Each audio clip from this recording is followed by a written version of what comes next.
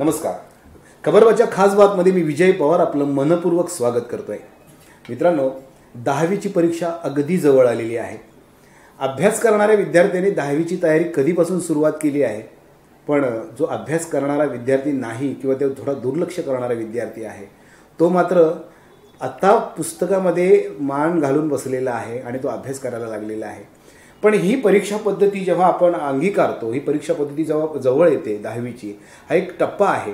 हे करत असताना आपण नेमक्या कोणत्या गोष्टी करायला पाहिजे, आजच्या परीक्षा पद्धतीची नेमकी दिशा काय आहे आणि दशा काय आहे, यावरती आपण आज खास बातमध्ये चर्चा करणार आहोत. माझ्यासोबत आहेत शरद पांडुरंग केणी सर, जे ज्ञानप्रसारक शिक्षण संस्था मुंबई संचलित रामचंद्र म्हात्रे विद्यालय आवरे या शाळेमध्ये या कॉलेजमध्ये ते स्वतः एक शिक्षक म्हणून, सहाय्यक शिक्षक म्हणून गेले अनेक वर्ष काम करत आहेत.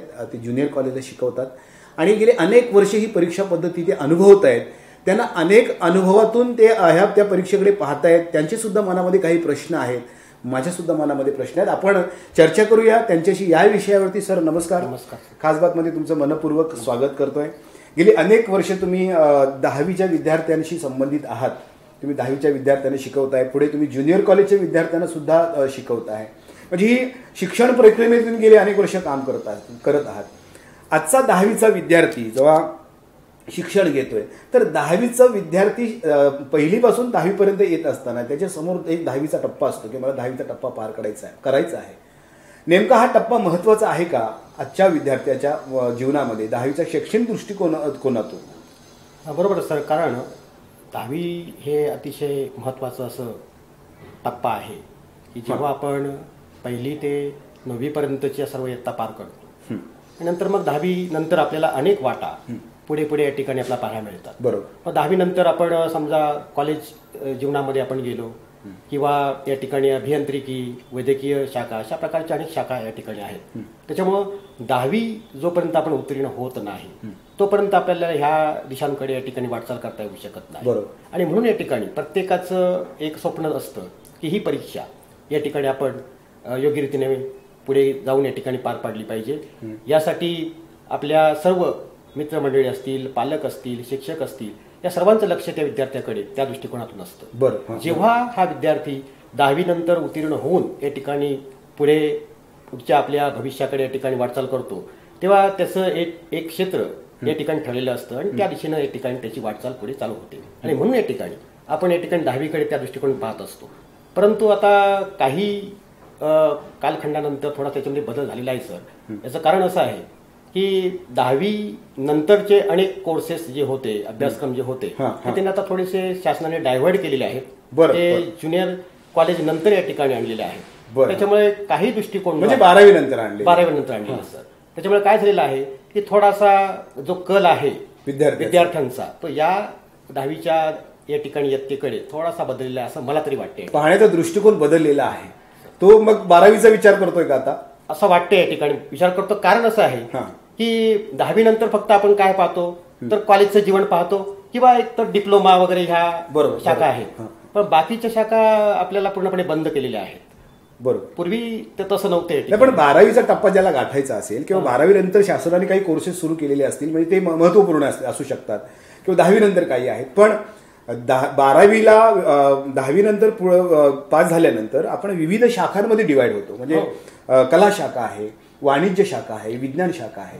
पण तिथपर्यंत पोहोचण्यासाठी सुद्धा काही गुणांची तेवढीच गरज आहे, कारण आम्ही गुणात्मक विकासाकडे फार वाटचाल करतोय.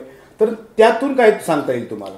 हां सर, कसं आहे, आता शेवटी आपल्याला जर कॉलेज जीवनामध्ये जायचं असेल, विविध शाखांमध्ये प्रवेश घ्यायचा असेल, तर त्यासाठी आता शासनानं ऑनलाईन प्रक्रिया आणलेली आहे. प्रवेश प्रक्रियेमध्ये सुद्धा आता आपण जर पाहिलं तर शहरी भागामध्ये हा जो प्रवेश प्रश्न जो आहे तो अतिशय गंभीर असतो. आता ग्रामीण भागामध्ये तसा नाही येतो प्रश्न. बरोबर. तरी पण या ठिकाणी जर तुम्हाला चांगल्या शाखेने जायचं असेल तर तुमचा एक पाया तयार होणं गरजेचं आहे. तो 10वीमध्ये होतं. 10वीमध्ये व्हायलाच पाहिजे. त्याचा विचार करणं गरजेचं आहे सर. कारण कसं आहे, तुम्हाला जर विज्ञान शाखेकडे जायचं असेल तर तुमचं विज्ञान आणि गणित हा विषय अतिशय सक्षम असणं गरजेचं आहे. इंग्रजी विषयाकडे तुमचं चांगलं लक्ष असलं पाहिजे. बरोबर. आता तुम्हाला कला शाखेकडे जायचं असेल तर तुमच्या ज्या इतर ऍक्टिव्हिटीज ज्या आहेत, म्हणजे तुमचं वाचन चांगलं पाहिजे, तुमच्याकडे चांगल्या प्रकारचे कलागुण असणं, तुमची कौशल्य विकसित होणं गरजेचं आहे. तर तुम्हाला त्या शाखेकडे चांगल्या रीतीने या ठिकाणी वाटचाल करता येऊ शकते. बरं, निश्चित निश्चित. आणि वाणिज्य शाखेमध्ये जर असेल तर तुम्हाला त्या क्षेत्राचा रस असला पाहिजे या ठिकाणी. म्हणजे तुमचं गणित सुद्धा तितकंच चांगलं असलं चांगलं पाहिजे. त्याच्यानंतर या ठिकाणी ते व्यापार वगैरे हे जे काही क्षेत्र आहे त्याच्यासाठी भूगोल हा विषय अतिशय महत्वाचा आहे वाणिज्य शाखेसाठी. आणि ते त्यांनी केलं पाहिजे असं या ठिकाणी.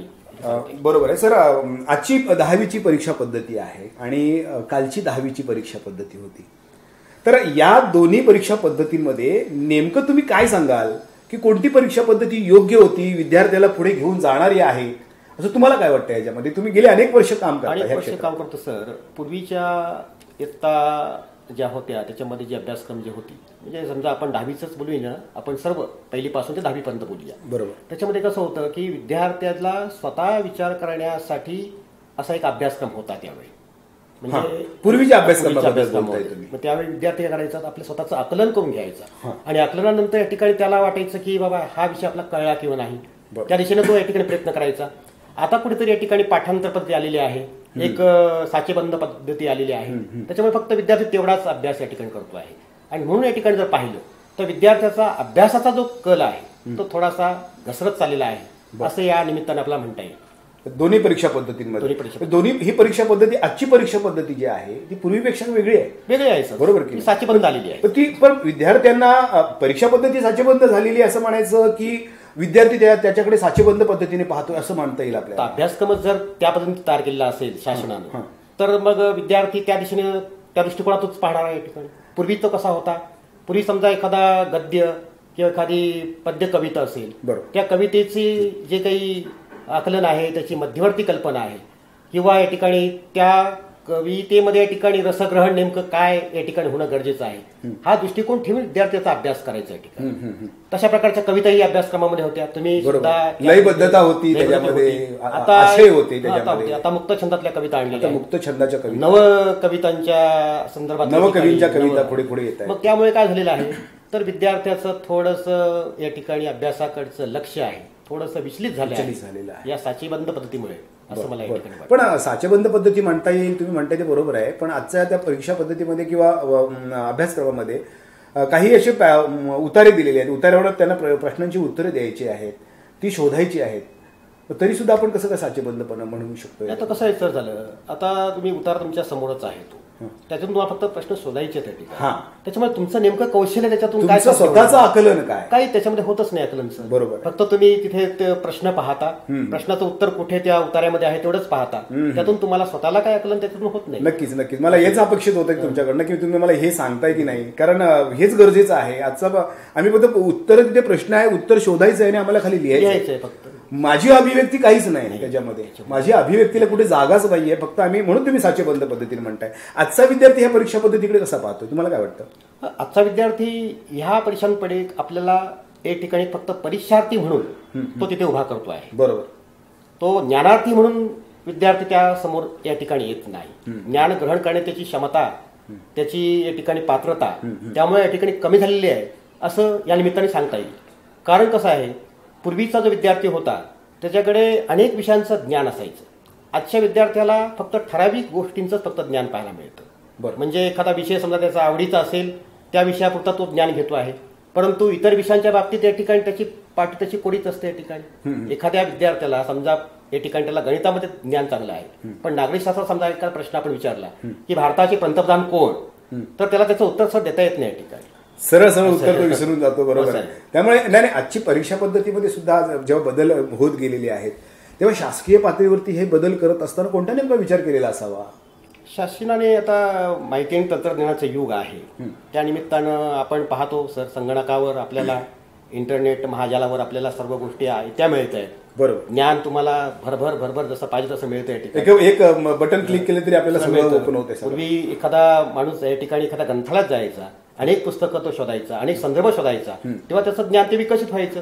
आज काय स्थिती आहे, आज एक बटन दाबायचं, क्लिक करायचं आणि ते आपल्याला सगळं ज्ञान या ठिकाणी आपोआप मिळतं. त्याच्यामुळं जे म्हणतात ज्याला विद्यार्थ्याचं वाचन संस्कृतीकडे दुर्लक्ष झालं असं तुम्हाला म्हणायचंय का? हो, प्रश्नच नाही सर. आता विद्यार्थी वृत्तपत्रे वाचत नाही, ग्रंथ वाचत नाही, इतर पुस्तक संदर्भ पुस्तकं वाचत नाही. बरोबर. पाठ्यपुस्तकांवर तो फक्त आधारित आहे. का तर त्याला ती परीक्षा द्यायची आणि पाठ्यपुस्तकं जी वाचतोय ती सुद्धा तो एकदम साचेबंद पद्धतीने वाचतोय, तेवढ्या पुरतच उत्तरापुरतच वाचतोय. हा बस त्याच्या पलीकडे तो काही वाचत नाही. नाही, हे पण आपल्याला पुढे सांगता येऊ शकतं. त्याला फक्त प्रश्न कोणते आहेत त्यातून आपल्याला फक्त काय उत्तर द्यायचं आहे एवढाच तो फक्त विचार करतोय. नक्कीच. आणि आता आपण आजच्या परीक्षा पद्धतीवरती जेव्हा विचार करतो तेव्हा पालकांना सुद्धा आपल्याला सोबत घेऊन जाणं गरजेचं आहे. कारण ह्या परीक्षांमध्ये 10वीचे असो किंवा 12वीचे असो, 10वीचं वर्ष म्हणजे 9वीतून 10वीला गेला विद्यार्थी की पालकांची सुद्धा भूमिका बदलते.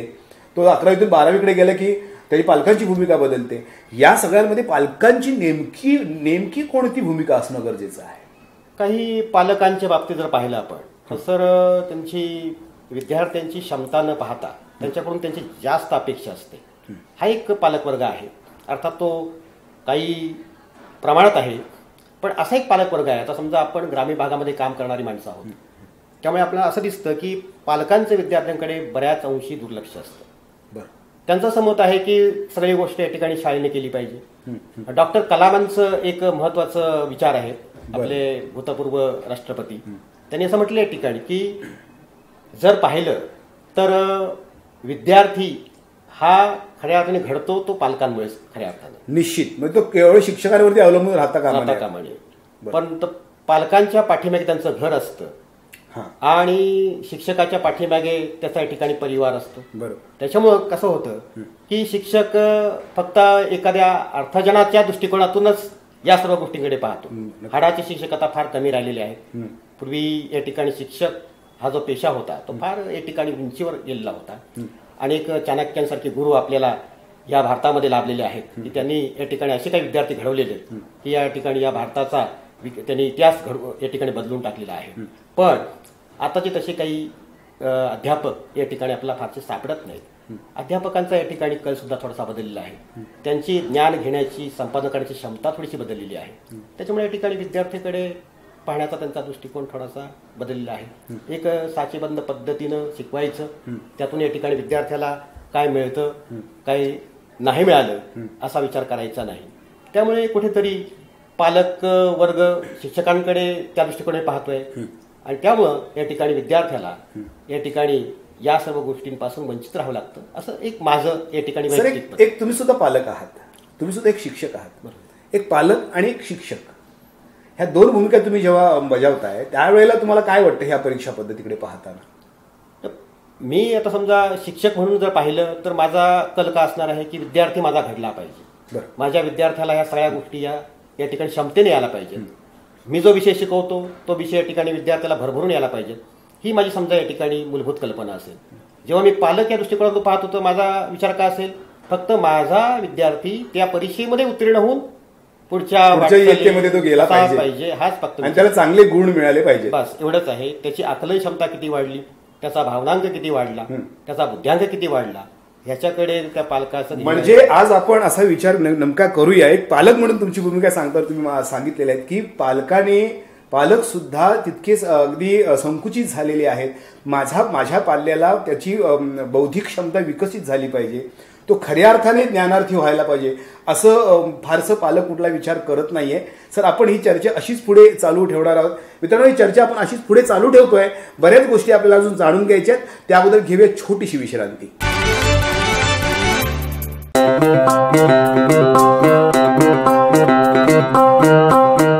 Zip your wallets, don't worry, money will travel swift and fast. Cause TJSB का नया है ये Magic Transapp app. Transapp Zap, Transapp app. एक ही virtual ID से transaction है secure and safe. Just tap the tab of Transapp app and make your life all sorted. पैसा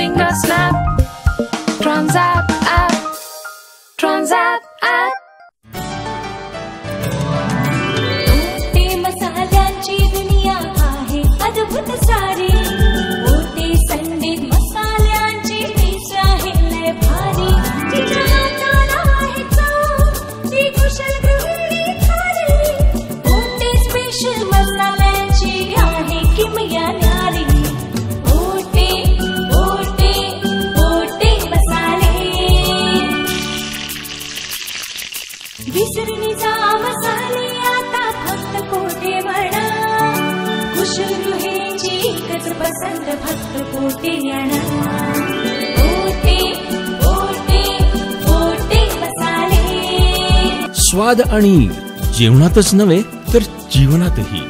super mix मसाला, special गरम मसाला, तयार chicken मसाला, तयार मटन मसाला, स्वादिष्ट भोजनाचे रहस्य पोटे मसाले, पनवेल. खबरवाच्या खास बातमीने ब्रेक नंतर पुन्हा एकदा तुमचं मनपूर्वक स्वागत करतोय. मित्रांनो, आपण चर्चा करतोय 10वीची परीक्षा दशा आणि दिशा. आपण चर्चेमध्ये सहभागी झालेले आहेत शरद केळी सर. सर, मला सांगा, तुम्ही गेले अनेक वर्ष ग्रामीण भागामध्ये शिक्षक म्हणून काम करताय. जवळजवळ 17 वर्षाचा तुमचा प्रवास तो तुम्ही मला मगाशी बोललात. तर ह्या प्रवासामध्ये जर आपण अनुभव घेतला तर ग्रामीण भागातील विद्यार्थी आणि शहरातील विद्यार्थी यांच्यामध्ये जी काही तफावत दिसून येते, तर त्याच्याविषयी तुमची खंत काय आहे? तुम्ही काय सांगाल याच्यावरती? हा सर, कसं झालेलं आहे की शहरी भागामध्ये विद्यार्थ्यांकडे सर्व सुविधा साधने आहेत. त्याला एक सुशिक्षित अशा प्रकारे पालकांचा या ठिकाणी पाठिंबा असतो. ग्रामीण भागामध्ये ह्या सर्व सुविधा नसतात सर. ग्रामीण भागातील विद्यार्थी हा पूर्णपणे शाळेवर आणि शाळेतील शिक्षकांना अवलंबून असतो. त्याच्याकडे साधन सुविधा फार कमी असतात आणि त्याच्यामुळे या ठिकाणी म्हटलं तर या ठिकाणी तो थोडासा या ठिकाणी त्यांच्या तुलनेनं थोडासा पाठीमागे आहे. पण जर तुम्ही बौद्धिक दृष्टिकोनातून जर विचारात घेतलं तर असं दिसतं की ग्रामीण भागातला विद्यार्थी हा बौद्धांकिक दृष्टिकोनातून शहरी भागापेक्षा थोडासा वरचढ आहे, असं माझं तरी मत आहे. तुमचं मत आहे? कारण आता बघा, आपण जर पाहिलं तर गेल्या 2-3 वर्षामध्ये आपण कोकणातील नवीन जे विभागीय मंडळ तयार झालेलं आहे त्याचा निकाल सर्व मंडळांपेक्षा जास्तच आहे. नक्कीच. आणि त्याच्यामुळे जर पाहिलं तर कोकणातील विद्यार्थ्यांचा जो स्तर आहे तो सर्व ग्रामीणचा आहे. फार तिथे शहरीकरण कमी झालेलं आहे. त्याच्यामुळे त्या विद्यार्थ्यांना या ठिकाणी साधन सुविधा नसून सुद्धा त्यांचा बौद्धांक जास्त असल्या कारणानं ते या ठिकाणी पुढे गेलेले आहेत असं या ठिकाणी मला वाटतं. अर्थात त्या ठिकाणचे पालक जे आहेत ते त्या दृष्टिकोनातून तसा विचार करत असतील असं मला वाटतं. पालकांनी आपल्या विद्यार्थ्यांची या ठिकाणी क्षमता पाहिली पाहिजे, त्याचा कल पाहिला पाहिजे. आता शासनानं कल चाचणी आणलेलीच आहे, बरोबर, पण ती एक साचेबंद आहे. कल चाचणी साचेबंद आहे असं त्याच्यामध्ये भावनिक कल तो काही दिसू शकत नाही, फक्त तुमचा गुणांक त्याच्यामध्ये कळेल सर. तर भावनिक कल दिसणं गरजेचं आहे. आपल्या विद्यार्थ्याला कशामध्ये आवड आहे, त्याच्यामध्ये तो या ठिकाणी परिपूर्णता कशा पद्धतीने आणू शकतो हे पालकांनी पाहिलं पाहिजे. याच्यानंतर शाळा आणि पालक यांच्यातला एक सहसंबंध असला पाहिजे. बरेच असे पालक असतात की ते विद्यार्थ्याला शाळेत दाखल केल्यानंतर पुन्हा शाळेकडे जिंकून पाहत नाही. त्यांनी सर्व शाळेच्या शिक्षक पालक संघाच्या सभेला सुद्धा ते हजर राहण्याची तसदी घेत नाही. 10-15% एवढेच पालक असतात. त्याच्यामुळे काय होतं, शिक्षक सुद्धा विचार करतो की पालकांचं दुर्लक्ष असेल तर मग आपण या ठिकाणी विद्यार्थ्यापर्यंत कितपर्यंत या ठिकाणी जाऊ शकतो हा त्याचाही विचार या ठिकाणी असू शकतो सर. या ठिकाणी सर, आता आपण ह्या प्रश्नामध्ये तुम्ही मला सांगितलं की फरक काय आहे तो, म्हणजे शहरातील विद्यार्थी आणि गावातील विद्यार्थी, खेड्यातील विद्यार्थी यातला जो फरक आहे. पण शहराच्या विद्यार्थ्याच्या तुलनेमध्ये गावातील विद्यार्थ्यांकडे जी बौद्धिक क्षमता किंवा त्याचा बौद्धिक गुणांक आहे तो कमी पडतो असं म्हणता येईल का याच्यामध्ये आपल्याला? नाही, बौद्धिक गुणांक कमी पडतो किंवा इतर बाबींमध्ये सुद्धा त्याचे कौशल्य विकसित होत नाही असे म्हणता येईल. साधन सुविधा सर कमी आहेत ना. तुम्ही समजा आता 10वी उत्तीर्ण झाल्यानंतर जेव्हा तो पुढे जातो तर त्याच्याकडे जवळ कॉलेज नसतं, त्याच्याजवळ या ठिकाणी एखाद्या अभियांत्रिक महाविद्यालय नसते, वैद्यकीय महाविद्यालय नसते. म्हणजे त्याला कुठेतरी दूरवर जाऊन हे सगळं करावं लागतं. शहरामध्ये अवतीभोवती सगळ्या गोष्टी असतात, म्हणजे तो सहज ते म्हणजे आपल्या घरामध्ये राहून तो सगळ्या ह्या गोष्टींचा परिपूर्ण तो स्वतःला विकसित करू शकतो. खेड्यातील विद्यार्थ्याला हे तेवढं करता येत नाही. असं त्याला खडतर प्रवासामध्ये आपला वेळ, खेड्यातील विद्यार्थ्याला खडतर प्रवास करूनच आपलं आयुष्य यशस्वी करणं महत्वाचं आहे. किंवा ते ह्यासाठी आपल्याला काय, तुम्हाला काय वाटतं, काय व्हायला हवंय बदल? याच्यामध्ये बदल असं होणं गरजेचं आहे की शासनानं हा विचार केला पाहिजे की विभागीय स्तर कोणकोणते आहेत, कोणत्या विभागामध्ये या ठिकाणी या सगळ्या सुविधा नाहीत, त्याची पूर्तता शासनाने केली पाहिजे. त्यासाठी तसा एक अभ्यासपूर्ण या ठिकाणी एक समिती स्थापन केली पाहिजे की कुठल्या ठिकाणी या ठिकाणी या सर्व गोष्टींची गरज आहे आणि त्या शैक्षणिक संस्था शासन पातळीवर या ठिकाणी तयार होणं गरजेचं आहे. आणि त्याच्यामध्ये जर पाहिलं तर काही ठिकाणी अशा प्रकारच्या संस्था आहेतच, पण शेवटी मेरिट वगैरे ह्या सगळ्या गोष्टी जर विचारात घेतल्या तर शहरी विद्यार्थ्यांचं मेरिट हे जरा जास्त प्रमाणात मोठं असतं आणि ग्रामीण भागातल्या विद्यार्थ्यांचं जे गुणांची जे पातळी जी आहे थोडीशी कमी असते. त्याच्यामुळे प्रवेश तुलनेमध्ये ते हे विद्यार्थी मागे पडतात. म्हणजे हा प्रवेश तुलनेने प्रवेशाचं इथे तुलना होतेच ना त्यावेळेला. प्रवेश घेताना त्यावेळेला त्याला त्रास होतोच त्या विद्यार्थ्याला. अशा वेळेला शासनाने सुद्धा थोडासा विचार करणं गरजेचं आहे. गरजेचं आहे आणि त्यासाठी आरक्षण जर पद्धत आहेच आपल्याकडे, म्हणजे आरक्षण पद्धती वेगळ्या पद्धतीने असणं गरजेचं असं वाटत नाही तुम्हाला? ग्रामीण भागातील विद्यार्थ्यांना आरक्षण द्यावं त्या प्रमाणामध्ये द्यावं, त्या पद्धतीने द्यावं, त्या सिच्युएशनला त्यांनी दिलं पाहिजे. सर एक हळवा प्रश्न, एक सगळ्यांच्या मनामध्ये खदखदत असलेला प्रश्न मला तुम्हाला विचारायचा आहे की पहिलीपासून 8वी पर्यंत पास, त्यामुळे आम्ही सगळे आनंदी आहोत, सगळे विद्यार्थी आनंदी आहेत. 9वी आणि 10वीचा टप्पा गाठत असताना आणि तुम्ही एक शिक्षक म्हणून जर विचार करायला गेला तर पहिलीपासून 8वी पर्यंत सहज आणि सोप्या पद्धतीने पास झालेला विद्यार्थी तेव्हा 9वी आणि 10वी पर्यंत पोहोचतोय, त्यावेळेला एक शिक्षक म्हणून तुमची काय कसरत होते किंवा काय तुम्हाला वाटतं, त्या विद्यार्थ्यांमध्ये अभ्यासवृत्तीमध्ये बदल झालेला दिसून येतो का? निश्चित सर. आता विचार करा, समजा आपल्याला अभ्यास न करता जर सहज इयत्तेतून दुसऱ्या इयत्तेत जाता येत असेल तर त्याचा तो अभ्यासाचा कल सर राहणारच नाही ना. बरोबर. हा तर महत्वाचा मुद्दा आहेच सर. कसं आहे, तुम्ही एखाद्या या ठिकाणी जिना आहे आपल्याला चढायचं वरती इमारतीवर, तर तुम्ही पहिल्या पायरीवरून एकदा शेवटच्या पायरीवर उडी मारू शकत नाही. तर उडी मारली तर तुमच्या या ठिकाणी हातपाय या ठिकाणी काही अपघात होऊ शकेल. त्याच्यामुळे ते टप्पे जे आहेत ते टप्पे त्याने त्या क्षमतेनेच पूर्ण केले पाहिजे. पूर्वी कसं होतं की विद्यार्थी या ठिकाणी त्या इयत्तेतून पुढच्या इयत्तेत जाण्यासाठी सक्षम आहे का हे पाहूनच त्याला या ठिकाणी पुढे जाण्यासाठी या ठिकाणी मार्ग मोकळा असायचा. आता तसं नाही. या ठिकाणी 100% निकाल देणं गरजेचंच आहे त्या इयत्तांचं. त्याच्यामुळे काय होतं, 9वीला विद्यार्थी गेल्यानंतर तो या ठिकाणी पूर्णपणे सर्व गोष्टीतून मागे पडताना दिसतो. या ठिकाणी विशेष म्हणजे या ठिकाणी त्याचे इंग्रजी, गणित आणि विज्ञान यासारखे जे विषय आहेत ते विषय या ठिकाणी त्याला पूर्णपणे आकलन झालेलेच नसतात. त्याच्यामुळे या ठिकाणी 9वीला बीजगणित येतं. बरोबर. समजा जरी सामान्य गणित जरी असलं तर सामान्य गणिताची सुद्धा पातळी जी आहे ती एवढी काही सोपी नाही सर. बरोबर. ती पण काठिण्य पातळी त्याची आहेतच. त्याच्यामुळे 9वीला तो गणित ह्या विषयामध्ये खूप मागे पडतो. आपण जर निकाकडे लक्ष टाकलं आता सर्व या ठिकाणी विभागीय मंडळांच्या, तर नापास होणारे विद्यार्थी जास्तीत जास्त गणित या विषयामध्येच आहेत. आता समजा तुम्ही भाषा हा एक गट तयार केलेला आहे, या गटामध्ये जर विद्यार्थी तो बसला म्हणजे भाषा गट म्हणजे 105 जर मार्क त्याला आले आणि समजा 25% एका विषयाचे या ठिकाणी किमान मार्क या ठिकाणी त्याला जर मिळाले असतील तर त्या गटामध्ये त्याला पास केलं जातं.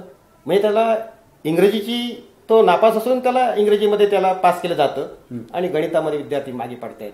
गणित हा कमजोर राहतो पहिल्यापासून, तो ह्या इयत्तांमध्येही राहतो आणि मग भवितव्यामध्ये चांगल्या शाखेमध्ये त्याला प्रवेश. तुम्हाला असं म्हणायचं आहे का की जेव्हा हे टप्पे शासनाने सोपे केलेले आहेत म्हणजे पहिलीपासून 8वी पर्यंत पास करा, आता पास करा म्हणून सरसकट पास करा असंही म्हटलेलं नाहीये, त्याचा तुलनात्मक विकास किंवा त्याचा गुणात्मक विकास झालेला आहे की नाही ते पहा. त्या वेळेला जे विद्यार्थी मागे पडतायत त्यांची परत परीक्षा घ्या आणि त्यांना पुढे पाठवा असं शासन म्हणतं. असं शासन म्हणतं. पण कसं आहे सर, शेवटी शासनानं एक अटक घातली आहे ना या ठिकाणी की तो इयत्तेतून त्या इयत्तेमध्ये गेलाच पाहिजे. तुम्ही फेर परीक्षा घेता त्याची, पण फेर परीक्षेचा निकाल समजा जर नापास असेल तर तुम्हाला बंधन आहेतच. किती वेळा परीक्षा घ्यायची फेर परीक्षा हा पण एक प्रश्न निर्माण होतोय सर. 10वीकडे थोडंसं मी अजून वळतोय आता की 10वी मध्ये विद्यार्थी गेल्यानंतर 10वीच्या परीक्षेच्या अगोदर त्याची अभ्यास पद्धती कशी असली पाहिजे त्याच्यामध्ये? हा 10वीचा जो विद्यार्थी आहे सर त्याने मला असं वाटतं सर परीक्षार्थी बनू नये. कारण परीक्षार्थी म्हणजे तुम्ही काय करता, फक्त विशिष्ट विषयामध्ये एवढे गुण आपल्याला मिळाले पाहिजे. समजा असेल हेतू आपला की भवितव्यामध्ये चांगल्या प्रकारचे या ठिकाणी अभ्यासक्रम आपल्याला घेता यावेत, तिथे प्रवेश मिळावा, यासाठी चांगल्या प्रकारचे मार्क मिळणं ही या ठिकाणी गरजेची बाब आहेच. पण एक व्यापक दृष्टिकोनातून जर पाहिलं तर आपल्याला ज्ञान सुद्धा गरजेचं आहे. कारण जेव्हा तुम्हाला भविष्यामध्ये जीवनामध्ये टिकायचं असेल तर ज्ञानात्मक मार्ग तुमचा या ठिकाणी सक्षम असला पाहिजे. आणि यासाठी 10वीला गेल्यानंतर केवळ या ठिकाणी पाठ्यपुस्तकाकडे न वळता या ठिकाणी इतर गोष्टींकडे, संदर्भ ग्रंथ वगैरे या गोष्टींकडे आपण वळलं पाहिजे. आता पहा सर, तुम्हाला प्रशासकीय सेवांमध्ये एवढे चांगल्या प्रकारचे हुद्दे आहेत. यामध्ये या ठिकाणी आपण जर पाहतो लोकसेवा आयोग या ठिकाणी असेल, केंद्रीय लोकसेवा आहे, राज्य लोकसेवा आहे, या क्षेत्रामध्ये जी येणारी मंडळी असते यांची तयारी जी असते ती आता 9वी पासून असते. त्या ठिकाणी अवांतर भरपूर वाचन, वृत्तपत्रांचं वाचन, असेच लोक त्याच्यामध्ये यशस्वी होऊ शकतात. बाकीच्या विद्यार्थ्यांना तिथे संधी मिळू शकत नाही या ठिकाणी. याचं कारण काय, फक्त 10वीकडे ते गुणाच्या दृष्टिकोनाने तिथे पाहत नाहीत तर ज्ञानाच्या दृष्टिकोनाने पाहतात. हा दृष्टिकोन विद्यार्थी ठेवणं गरजेचं आहे. साधं उदाहरण घ्या या ठिकाणी. एखाद्या विद्यार्थ्याला सांगितलं की तू निबंध लिही, म्हणजे आमचा संख्यात्मक विकास करतोय आम्ही असंच म्हणायला पाहिजे. असंच निबंध लिही. तो काय करतोय, एखाद्या उतार्यावरून निबंध पाठ करून निबंधाच्या पुस्तकातून पाठ करून येतोय आणि ते तिथे लिहितोय. त्याची स्वतःची अभिव्यक्ती काय सर आहे. बरोबर.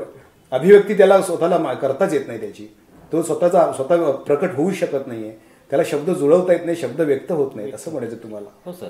पण त्यासाठी आपल्याला नेमकं काय करावं लागणार आहे, हे विद्यार्थ्यांना थोडासा अभ्यासक्रमामध्ये बदल गरजेचा आहे. आता त्यांनी अभ्यासक्रमामध्ये उतार्यावरून प्रश्नाची उत्तरं देणं किंवा एखादा उतारा वाचा आणि त्यानंतर त्याचा निबंध या ठिकाणी तयार करा, मुद्दे दिले त्याचा निबंध तयार करा. आता तर एक नवीन पॅटर्न त्यांनी आणलेला आहे, कृती पुस्तिका या ठिकाणी. कृती पुस्तिकेच्या माध्यमातून कृतीपत्रिका हा आता प्रश्नसंचाचं आपलं नावच असणार आहे. या कृतीपत्रिकेतून चित्र पाहायची, त्याच्यावरून त्याला ते उत्तर लिहायचे आहे. पण ठीक आहे या ठिकाणी की त्याच्यातून तो त्या दृष्टिकोनाकडे निरीक्षण क्षमता वाढेल, विकसित होतीये किंवा त्या दृष्टिकोनाकडे त्याचा पाहण्याचा एक बदल होईल त्याचा. पण त्यातून ज्ञान किती संपादन होईल या ठिकाणी. चित्र पाहायचं, त्याच्यावरून जे उत्तर देईल ते अभिप्रेत उत्तर त्याचं आहे, त्याची अभिव्यक्ती आहे ती. त्या अभिव्यक्तीला तुम्ही नाकारू शकत नाही, नाकारू शकणार, असं आहे. बरोबर. त्याच्यामुळं विद्यार्थ्याचा या ठिकाणी जो त्या दिशेने पाहण्याचा जो दृष्टिकोन आहे तो त्यामुळे बदलत चाललेला आहे. आणि मला असं वाटतं की जर ज्ञानात्मक पातळी घसरत चाललेली आहे. सर, आजचा विद्यार्थी जर आपण पाहिला तर आजचा विद्यार्थी हा अभ्यास करतोय किंवा अभ्यास करत नाही, या सगळ्या गोष्टी आलेल्या आहेत. पण त्याची एकंदरीत मानसिकता जर पाहिली तर द्विधा मनस्थितीमध्ये तो जगतोय असं म्हणायला काहीच हरकत नाही. पण अशा वेळेला आमचं अध्यात्मशास्त्र त्याला मदत करू शकतं का? निश्चित सर. अध्यात्मामध्ये जी शक्ती आहे ती आपल्या विज्ञानामध्येही नाही. मुळात असं म्हटलं पाहिजे की विज्ञानाचा जो पाया आहे तो अध्यात्माचा या ठिकाणी आहे. बरोबर. आणि म्हणून या ठिकाणी अध्यात्माकडे आपण त्या दृष्टिकोनातून पाहिलं पाहिजे. अध्यात्मामध्ये या ठिकाणी एकाग्रताची चांगली आपल्याला वाढ करता येऊ शकते, आपली आकलन क्षमता आपल्याला वाढवता येते. त्याचबरोबर या ठिकाणी आपण या ठिकाणी एखाद्या विषयामध्ये परिपूर्णता आणण्यासाठी सुद्धा आपण प्रयत्न करू शकतो. बरोबर. एवढंच नव्हे तर या ठिकाणी आता बऱ्याच काही अयोग्य गोष्टी आपण या ठिकाणी ऐकतो. विद्यार्थी थोडेसे निराश झालेले असतात, नैराश्यातून काही ते वेगळाच ते मार्ग लावतात. त्या विद्यार्थ्यांना अध्यात्मातून एक चांगल्या प्रकारची शक्ती मिळू शकते आणि आत्मविश्वास जो आहे तो तुम्हाला अध्यात्माशिवाय या ठिकाणी प्राप्त होऊ शकत नाही. मला पुढे जाऊन असं तुम्हाला विचारायचं की आता 10वीच्या विद्यार्थी जेव्हा अभ्यास करायला सुरुवात करतो त्यावेळेला प्रथम तो परीक्षा कक्षामध्ये जाणार असतो आणि परीक्षा कक्षाच्या बाहेर असतो. त्यावेळेला त्याची मानसिक स्थिती फार वेगळी असते. त्याने नेमकं काय करायला पाहिजे जेव्हा परीक्षा कक्षामध्ये जाण्याच्या अगोदर आणि परीक्षा कक्षामध्ये गेल्यानंतर त्याने नेमकं काय त्याच्याकडून अपेक्षित आहे? सर, कसं आहे, परीक्षा जेव्हा या ठिकाणी जवळ आलेली असते तेव्हा साधारणतः विद्यार्थ्याचा अभ्यास जो आहे तो या ठिकाणी पूर्ण झालेला असतो, पुस्तकाचं त्याचं वाचन झालेलं असतं. यानंतर काय असं होतं की विद्यार्थी हा परीक्षा जशी जवळ येईल तसं या ठिकाणी थोडासा धास्तावला जातो. या ठिकाणी एक मनोवैज्ञानिक या ठिकाणी दडपण म्हणा त्याच्यावर येत जातं. त्याच्यामुळे थोडीशी गोंधळाची स्थिती निर्माण होते आणि मग चंचल वृत्ती वगैरे वाढते. पण ह्या सगळ्या गोष्टींकडे त्यानं थोडंसं दुर्लक्ष केलं पाहिजे आणि परीक्षा हॉलमध्ये आपण बसलो आहोत, शांतपणे राहायचं. या ठिकाणी बघा, एखादी विहीर आहे, त्या विहिरीमध्ये जर आपण समजा खडा टाकला तर त्याच्याशी वलय तयार होतात. त्या ठिकाणी त्या विहिरीचं पाणी असं डुचमळतं, ते डुचमळून देता शांतपणे या ठिकाणी प्रश्नपत्रिका समोर येईल, समोर प्रश्नपत्रिका ठेवा, व्यवस्थित या ठिकाणी ती वाचा. त्याच्यावर या ठिकाणी आता 10 मिनिटं शासनाने दिलेली आहेत अधिकची. त्या 10 मिनिटामध्ये अधिक या ठिकाणी त्या प्रश्नपत्रिका विचार करा. कोणते प्रश्न आपल्याला अगोदर सोडवायचे आहेत की ज्यामध्ये आपला आत्मविश्वास आहे तो पहा. या ठिकाणी त्या प्रश्नांकडे अगोदर वळा. जे प्रश्न कठीण वाटत असतील ते थोडेसे पाठीमागे ठेवा. पूर्णपणे या ठिकाणी पेपर लिहिण्याची या ठिकाणी सवय ठेवा, म्हणजे सूचनेप्रमाणे, आणि त्याप्रमाणे पेपर पूर्णपणे या ठिकाणी उत्तरपत्रिका जो आहे ती पूर्णपणे करा. व्यवस्थित या ठिकाणी शुद्ध लेखन, अक्षर याच्याकडे लक्ष द्या. बाकी फार सोपं आहे. सर, तुम्ही आमच्या स्टुडिओमध्ये आलात आणि 10वीच्या विद्यार्थ्यांसाठी खूप चांगल्या पद्धतीने मार्गदर्शन केलं, त्याबद्दल तुमचं खूप खूप आभार. विद्यार्थी मित्रांनो, 10वीची परीक्षा जवळ आली आहे, तुम्ही एक खूप अभ्यास केलेला आहे, तुम्ही परीक्षा कक्षामध्ये जाणार आहात. आत्ता तुम्ही एक परीक्षा कक्षाच्या बाहेर आहात, तुम्ही शांत डोक्याने परीक्षा कक्षामध्ये जा, चांगले पेपर लिहा, यश मिळवा. निश्चितपणे तुम्हाला तुमचं यश तुमच्या सोबत असेल. खासबातमध्ये आम्ही नवीन व्यक्तीसह नवीन विचार घेऊन तुमच्यापर्यंत पोहोचत असतो, पण तुम्ही आमच्यापर्यंत पोहोचावं म्हणून आमचा पत्ता लिहून घ्या. दोस्तों, हम इंटरनेट के माध्यम से जुड़े रह सकते हैं. हमारा ईमेल एड्रेस है khabarbaat@live.in. फेसबुक पे हम मिल सकते हैं facebook.com/खबरबात। यूट्यूब पे हम मिल सकते हैं youtube.com/UNB सुमन। हमारा मोबाइल नंबर है 9869009449। तर पुन्हा भेटूया नवीन व्यक्तीसह नवीन विषय घेऊन, तोपर्यंत धन्यवाद।